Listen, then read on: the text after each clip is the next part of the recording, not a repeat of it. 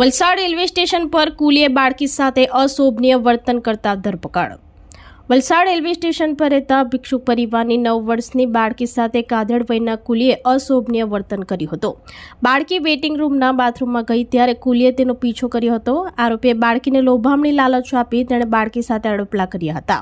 સતર્ક બાળકી તરત જ વેઇટિંગ રૂમમાંથી બહાર દોડી આવી હતી। પ્લેટફોર્મ નંબર 1 ઉપર બાળકીની બૂમો સાંભળી તેના પરિવારજનો દોડી આવ્યા હતા। પરિવારે તાત્કાલિક વલસાડ જીઆરપીને જાણ કરી હતી। જીઆરપી પોલીસની ટીમે ઘટના સ્થળે પહોંચી આરોપીની ધરપકડ કરી હતી। પોલીસે વેઇટિંગ રૂમના સીસીટીવી ફૂટેજ મેળવી આરોપી અને બાળકીનું મેડિકલ પરીક્ષણ કરાવવાની તજવીજ હાથ ધરી હતી। ઘટનાની જાણ થતાં રેલવે ડીવાયએસપી ડીએચ ગોડ દોડી આવી બાળકી પરિવારના સભ્યોને એક રેલ યાત્રીનું નિવેદન નોંધ્યું હતું।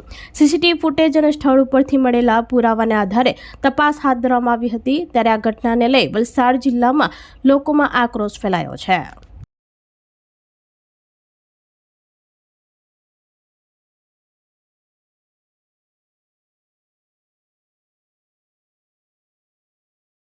આપણી સંકલ્પ ન્યૂઝ ચેનલને સબસ્ક્રાઇબ અને લાઇક કરો, બેલ આઇકન દબાવો જેથી આવનાર ન્યૂઝ અપડેટ્સની નોટિફિકેશન આપના મોબાઈલ પર સૌથી પહેલા પહોંચે।